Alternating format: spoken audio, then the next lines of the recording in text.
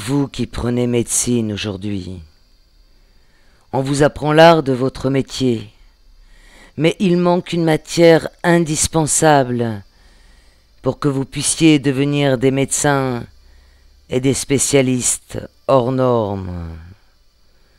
On ne vous apprend pas la compassion, l'empathie. Mesurez dans le regard du patient que vous avez en face de vous son taux réel de douleur et de souffrance.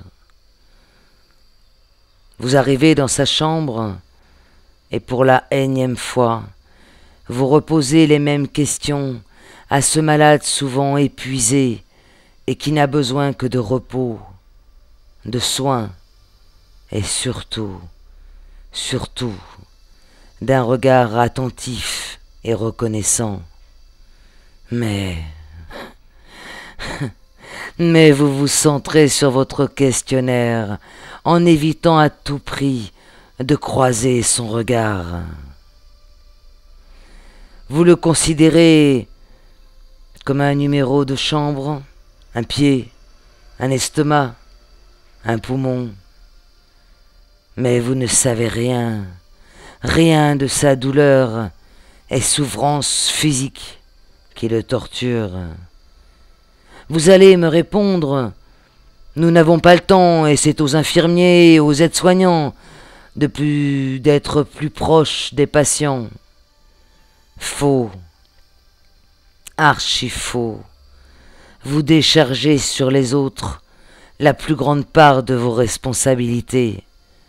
Quand on entend certains d'entre vous, lors de vos pauses café-clope, nous malades, assis à quelques mètres, on vous entend vous vanter ou critiquer tel professeur, enseignant, ou mieux, descendre en flèche des malades qui auraient mérité un peu plus d'attention. Combien de fois, et ce, quel que soit l'hôpital, j'ai entendu ces discours entre vous. Vous êtes extrêmement blessants et nous infligez des tortures morales. N'oubliez jamais que demain, s'il n'y a plus de malades, vous n'existeriez pas.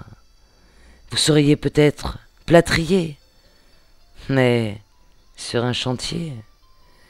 Le respect de l'être humain est le plus important pour sa guérison.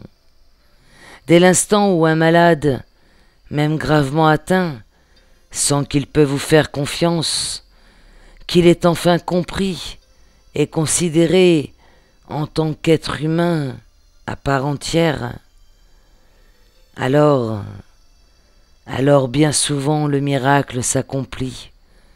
Il s'apaise, sa douleur se calme, il accepte sa maladie et va vers une guérison certaine, au lieu de se laisser mourir ou de perdre espoir. Il n'aura fallu qu'un regard attentionné et quelques minutes de votre part d'écoute attentive, alors que bien souvent, par égoïsme et la supériorité que vous vous donnez, vous détruisez davantage le patient.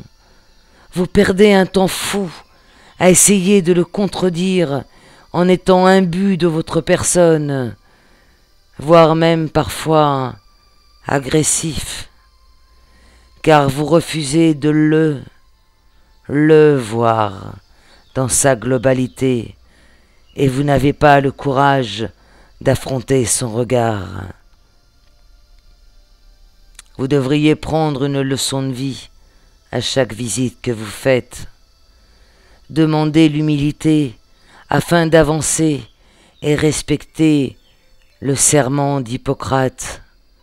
N'oubliez jamais que sans nous, vous ne seriez rien, que demain, la maladie peut se glisser insidieusement dans vos veines, et à votre tour, vous connaîtrez la vraie souffrance.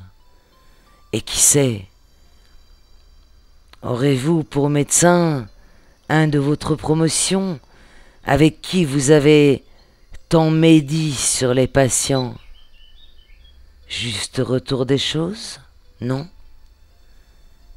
De là-haut, je regarderai votre agonie, et le fait que l'on puisse vous considérer à votre tour comme un vulgaire morceau de viande indigeste.